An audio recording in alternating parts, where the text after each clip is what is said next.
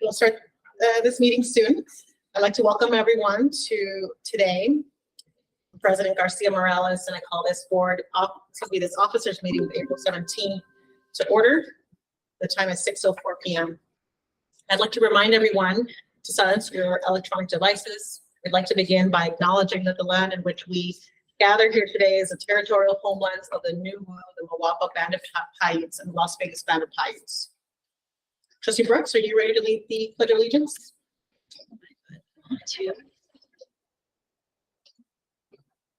I pledge allegiance to the flag of the United States of America and to the republic for which it stands, one nation, under God, indivisible, with liberty and justice for all. Thank you very much, Trustee Brooks. Trustee Bustamante Adams, are you ready to make the motion to approve the agenda? Yes. Madam President, I would like to motion to adopt the agenda with the following change. Reference material is provided for item 2.01, review of the superintendent evaluation timeline and process. Thank you, Trustee Bustamante Adams. I will second that. Thank you, Trustee Brooks. We've got a second by Trustee Brooks. Colleagues, this time I'd like to call for a vote. I guess a verbal. We don't have the little thingies.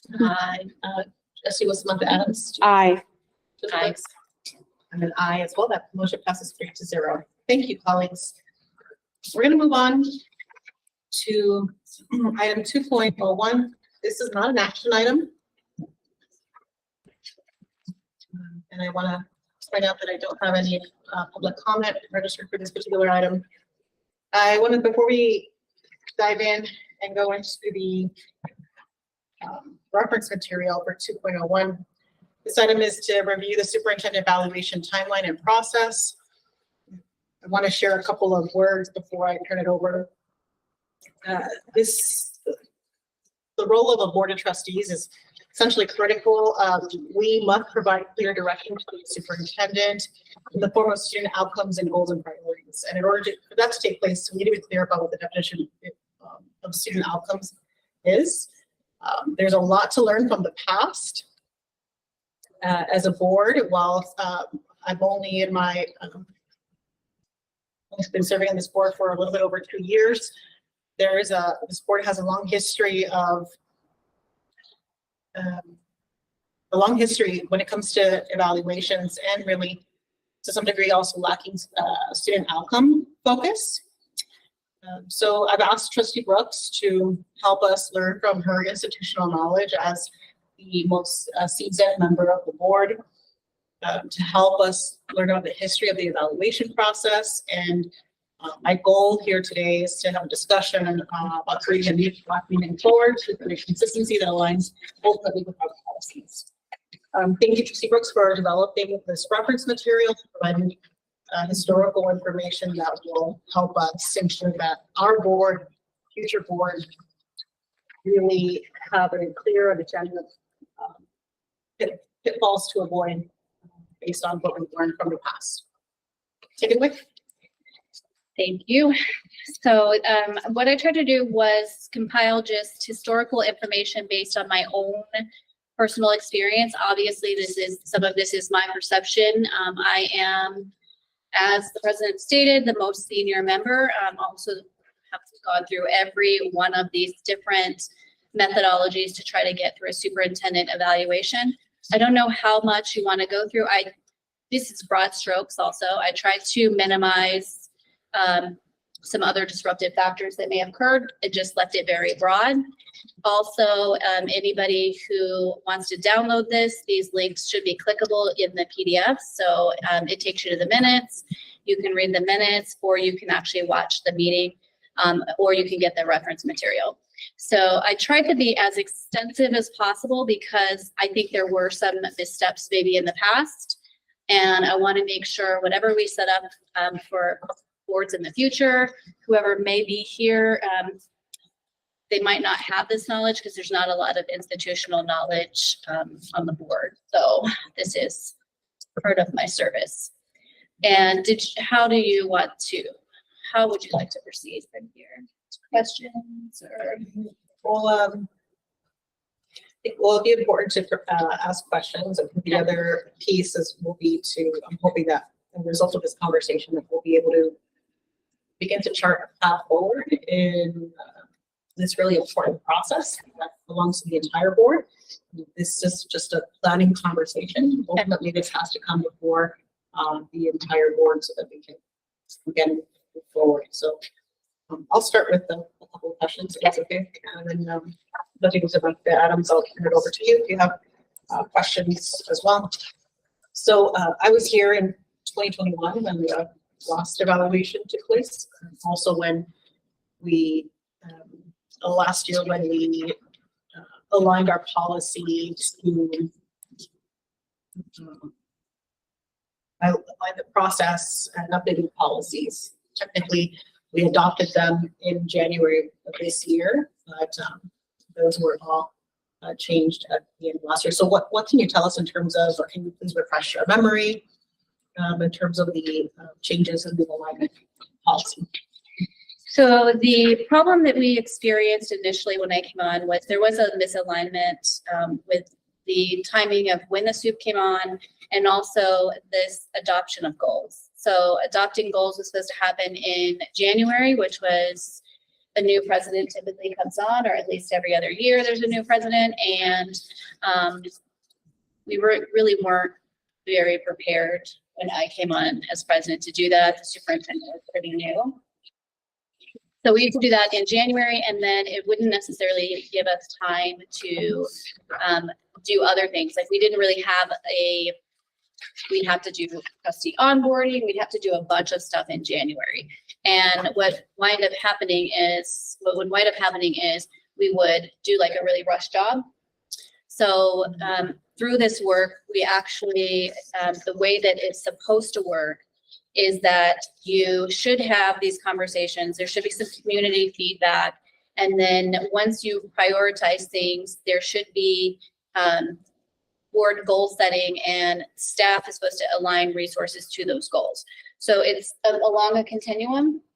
And the changes that also occurred were so part of the alignment that was missing was we were supposed to be like every time one of these monitoring reports comes to the board, we're supposed to be voting on it, and that actually ties in with the evaluation. But when the set of policies passed, that was somehow skipped, and it was a process that we weren't doing. So we had to actually bring that policy. The board adopted it unanimously, and then we had to have an entire cycle of evaluation, like of that being done, so that we could tie that into the evaluation. So there were just some steps that were lacking. We have everything in place right now.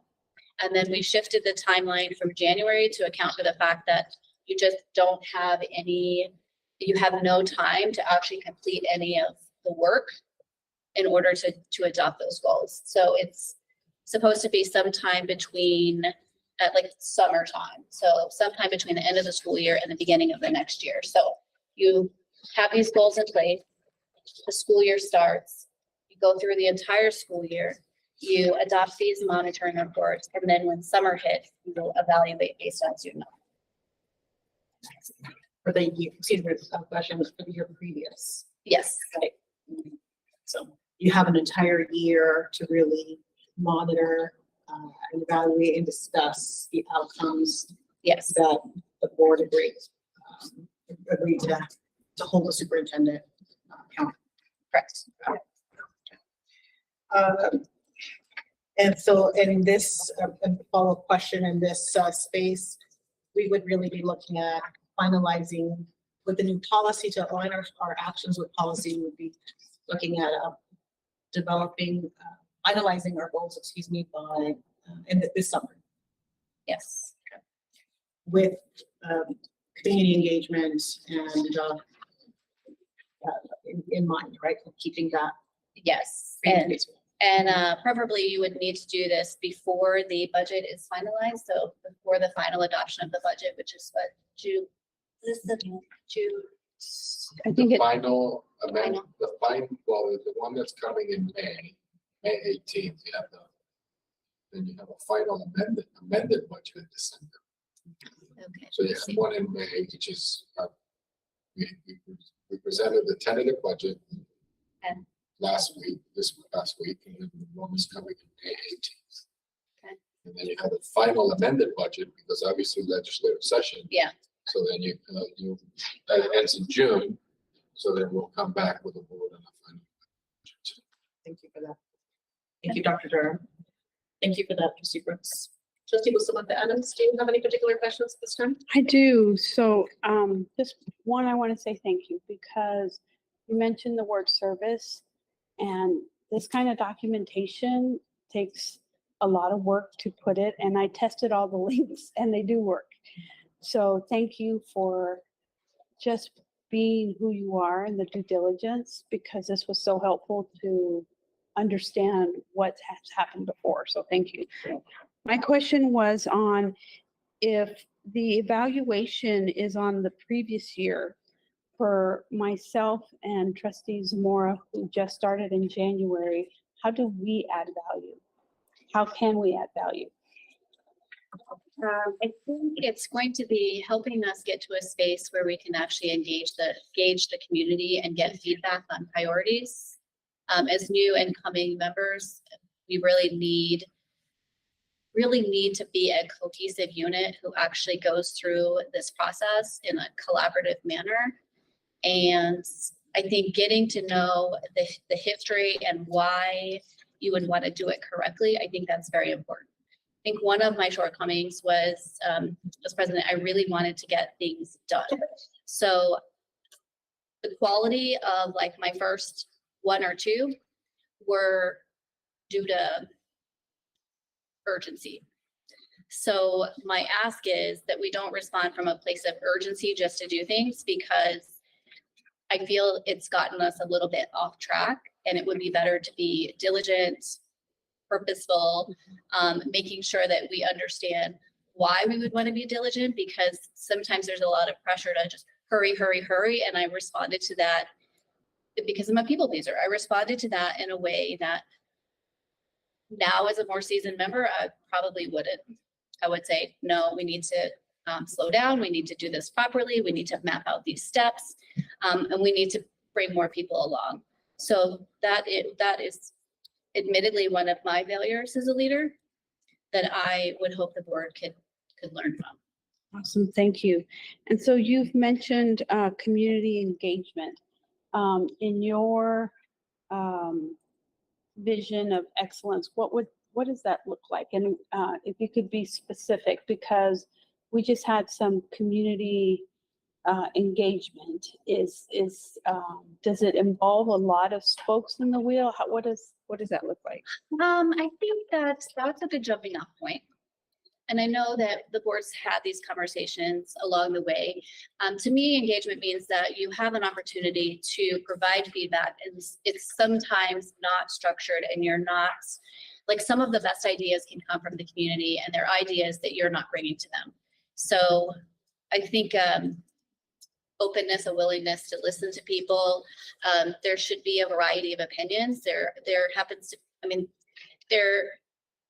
frequently is a small group of people in the community who attends everything, and a lot of times their voices outweigh the broader community. So for me, community engagement isn't just, I'm going to invite you, the same 10 people are going to show up, I'm going to hear those same 10 opinions. I think it has to be more methodical for me, and it has to be somewhat open-ended. I know that's very abstract, but no, that's very helpful. And then I guess the last question is, in the document, and it is on page 3, I think. Don't quote me yet, maybe, or no, these are this is back to back. It talked about that, page 3 at the bottom. It said the board navigated through the process, and then the second line says the board then discussed their own evaluation. yes. Is our evaluation happen at the same time as the superintendent's evaluation? It should. Okay. Joe, did we tie those together in the policy, or just through an affirmation? For yourself. Madam President, members of the board, superintendent, Chairman Filker. So for the record, so the intent was there's two different policies. So there's the board evaluation of itself and the board evaluation of the superintendent. Ideally, in the past, they would go in tandem because you'd want to complete the cycle for the superintendent, but then also look at the board to see how the goals are playing. Thank you. Thank you. That's it. That was it for right now. Great.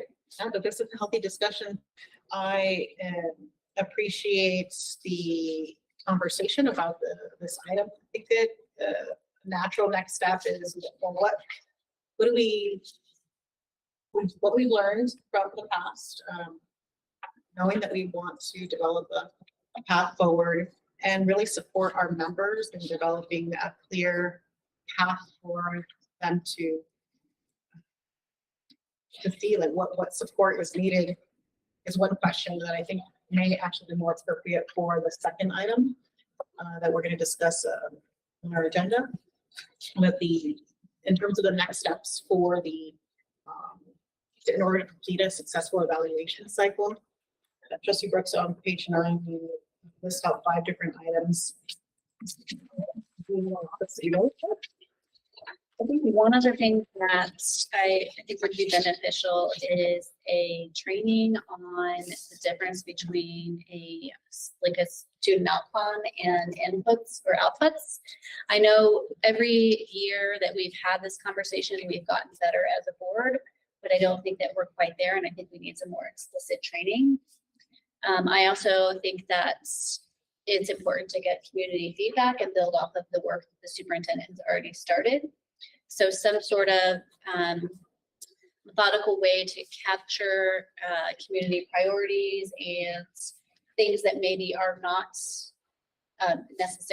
they haven't necessarily been presented. And then also we have to, once we have training, once we have community feedback, the group has to come back together and do a work session, and they should be adopting 2 to 3 SMART goals.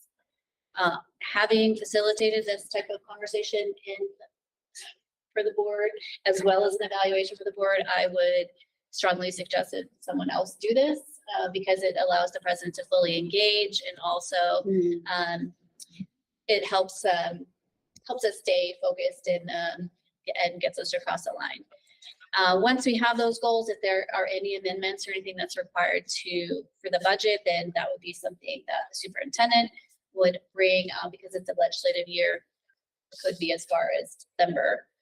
And then we would need to do a development of the timeline for the evaluation, which would occur next. Actually, that should be, what year are we at? 2023. This really should be 2024 because you don't actually have any goals.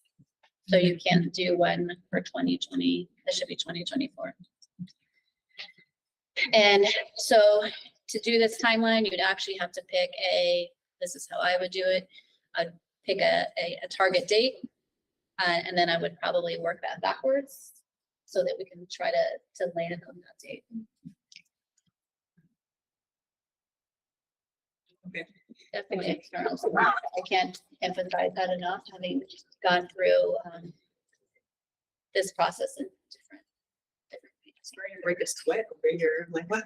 I would want you to be tortured in a This, way that I mean, this process is too important to have to make have do it. And we need folks. I do know that I have insights as well based on my own experience, and I want to be able to contribute.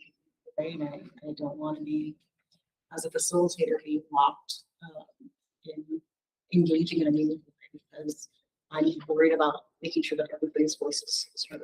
My voice is just as important as my colleagues. I hope that they would respect and appreciate us having an external partner come in and help facilitate come in who's trained, can hear all of us, and can really hear the concerns of our colleagues as well to make sure that we ultimately align ourselves to student outcomes, student outcomes. So the development of the timeline for the evaluation of 2024 with the help of a trainer or some sort of trained facilitator does work with boards, for example.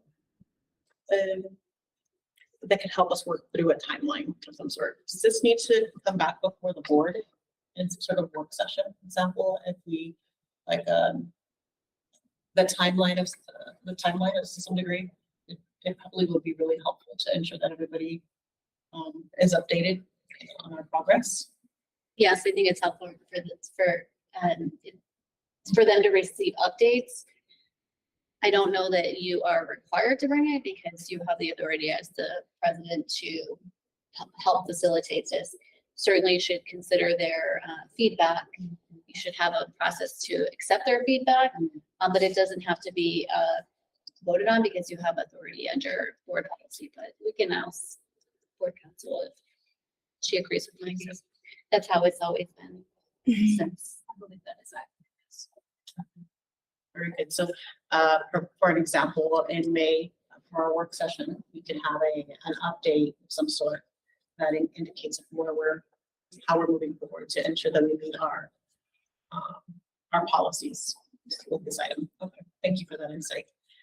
Trustee Bustamante Adams, do you have any additional questions you want to? I just I saw the facilitator that was previously selected.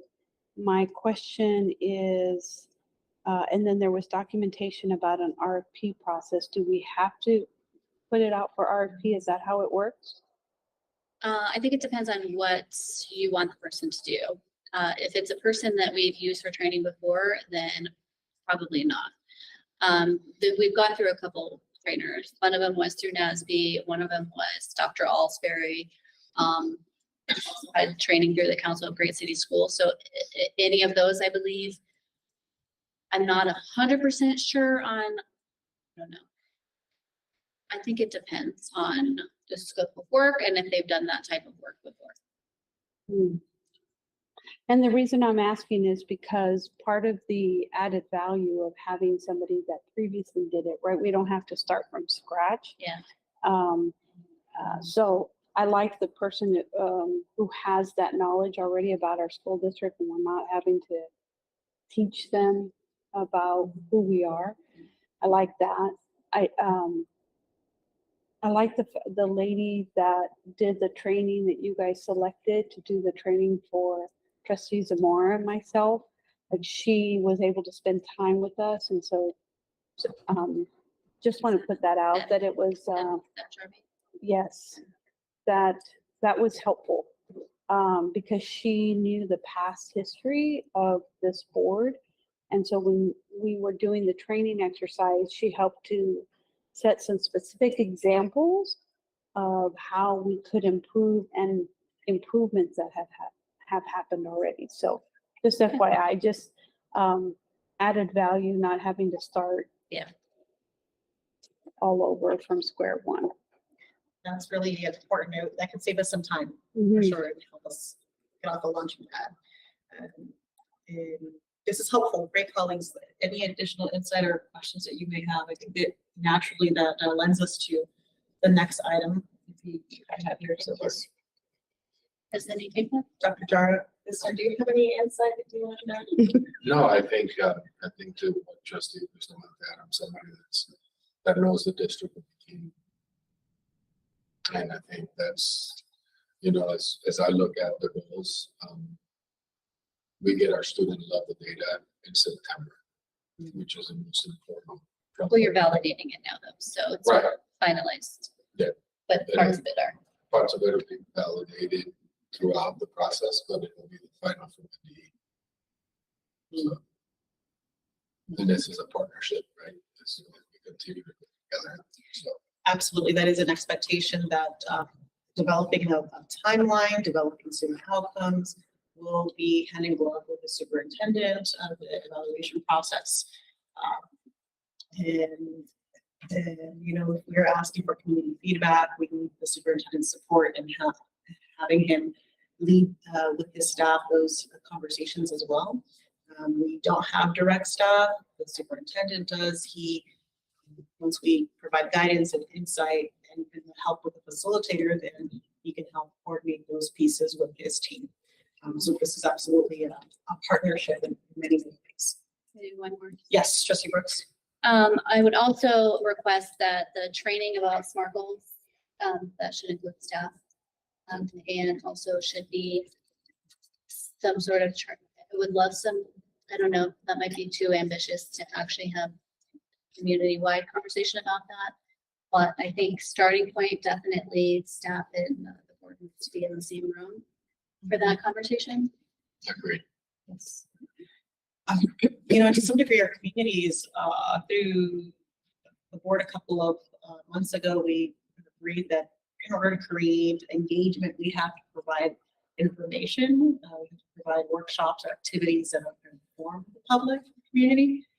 And based off of these last community forums that we conducted this last month, our community is hungry for this information, right? They want to help us. They're still, what I observed from those meetings is that our members of our community, both parents, individuals who live in our community without children, grandparents, staff, like they want to help the school district and have a lot of questions about why certain things are the way they are. So, when we do our part to ensure that everyone is aware of what a student outcome is versus a student or input, we can we'll see some really great progress, I think, in the coming years, especially. We're just laying the foundation here. Thank you for those insights, Dr. Dara. Thank you, Trustee Brooks. Colleagues, with your permission, I think it's important. I think this conversation just easily flows into item 2.02. This is trustee continuing professional development. As I was thinking about what trustees have a range of opportunities to develop themselves professionally. We are required by MRS to participate in various workshops. So many of us use the Nevada Association of School Boards to fulfill some of our NRS requirements. We have Council of Great City Schools has a great conference and a great resource for us to participate in professional development.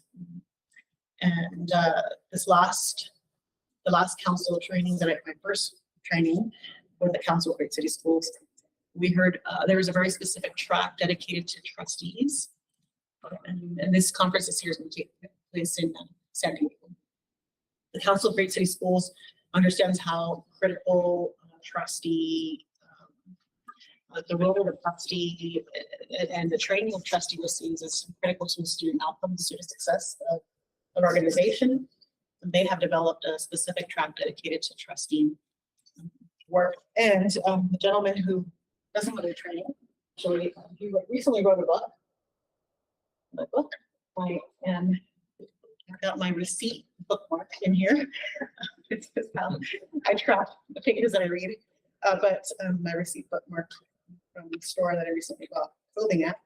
I can tell you that AJ Crabell is really dedicated to ensuring that he helps school boards develop student outcomes. He's a facilitator, he's a trainer, and he trains school boards across the country. He's associated with the Council of Great City Schools. And I think we benefit from his knowledge and expertise to help guide our board in developing clear student outcomes, and even helping us develop a timeline. So I took the liberty to connect with him recently and asked him what his process was. He shared that in order for there to be forward movement, there needs to be alignment at the board level. That means a clear understanding of what of priorities. When I think about that specific idea, I can't help but think, just based on the conversations that we've had as a board, we need to be crystal clear about what student outcomes are, SMART goals dedicated to student outcomes, so that we're all rowing in the same direction. So I want to explore what it looks like to work closely with him in developing a training for our board. AJ has worked with us in the past. Trustee Brooks, is that? Has he worked with us in the past? I don't think directly. Not since I've been here. Not since I've been No, he has worked with the state board. Oh, thank you. Yes, that's who he is. Yes. He worked with the state board, and then I think I don't want to say every, but I'd say most board members are aware of his work through the council. Yes. Like we have had training through him. Have you gone to the council's training? Not yet. Yes, for this year, yes. Yes, they're, But I So do everyone have except for the, Irene. I do have the San Diego date on my calendar. thank you. Yes, I really appreciate that. You know, that's a chunk of time from away from our day-to-day. Grateful for the time and investment that my colleagues have made. I would say his training style is very similar to Deb Darby though. So if that was a style that you felt worked, it's probably very similar. Great. And thank you for that reminder to Trustee Brooks that he is currently and has trained the state board on student outcomes. And I think that any opportunity that we can have to create alignment between state and district is always a welcome opportunity. What questions, colleagues, do you have at this time? What things to consider? We're thinking about training that will help us ultimately develop your outcomes for and an updated process to align with our policies.